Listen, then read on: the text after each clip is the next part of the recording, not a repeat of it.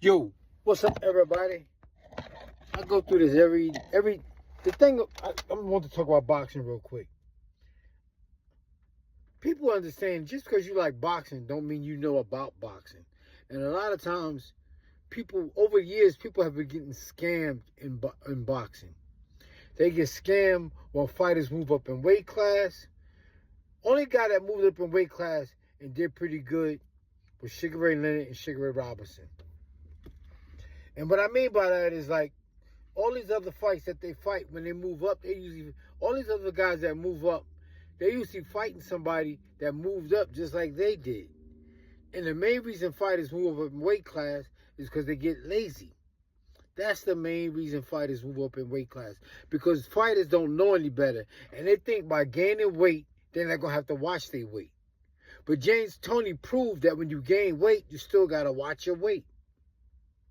If you naturally 5'8" and fight 140, and then you go up to 147, you still got to watch your weight when you go up to 147 because you're going to gain weight and go up to 154.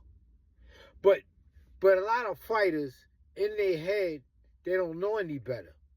Just because they box, that don't mean they be like, oh well, I know my body, I know what I'm capable of,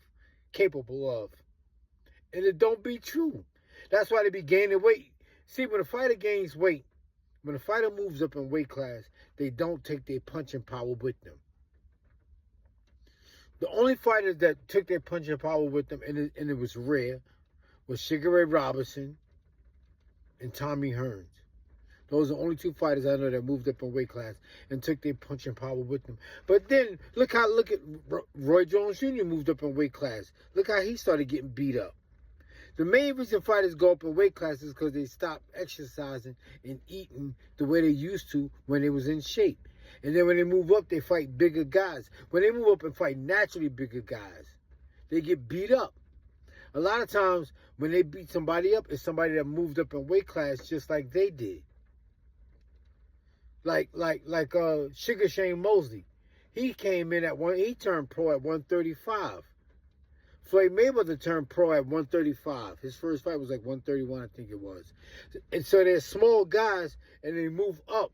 They move up from 135. Shane Mosley went to 147. Floyd Mayweather went from 135 to 140, then 147. But they move up together. So if they fight and they got the same. They're equal. They're matched. They're both small guys that moved up.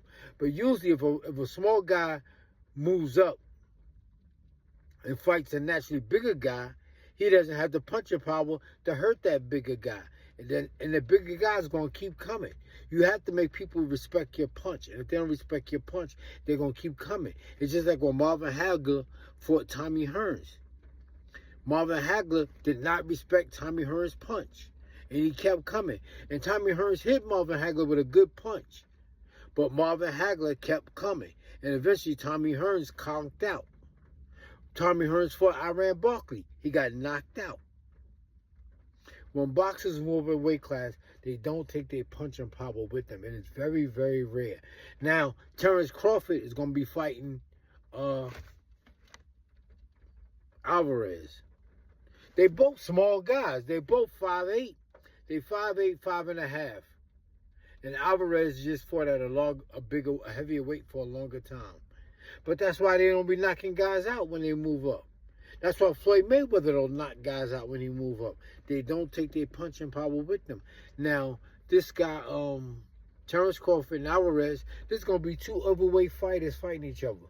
Now, it may draw a crowd, but I think it's going to be a whack fight. It's going to be whack. It's two overweight guys fighting each other. That's just like when who was that was when we was the weight for it? I don't know. It's gonna be a whack fight. I don't know. I wouldn't go see that fight if it was in the Polo Grounds in Building 4. It's gonna be a whack fight. Watch and see. They both out of shape and overweight. Just like the ref Mills Lane said, no fighter. If you're gonna fight at 147, you should walk around at 148. When I was with Don Turner, he said no fighter should be 3 pounds over their fighting weight. 3 pounds.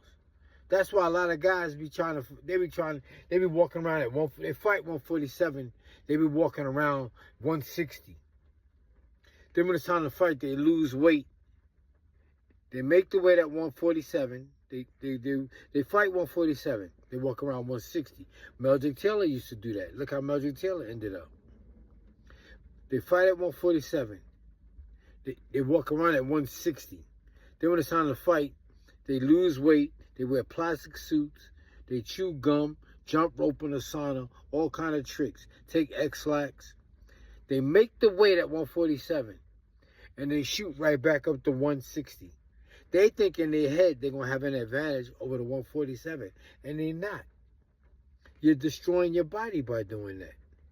Moving up and down and taking X-Lax and chewing gum and jumping rope in a sauna suit. That's why we seen them guys, Gervonta Davis, Terrence Crawford, and all them other guys jumping rope in sauna suits. That's because they're not eating right. That's because they eat like they're going to the electric chair.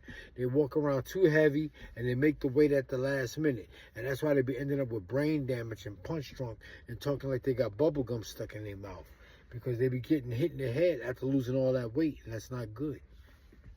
But it is what it is. Take it easy, y'all.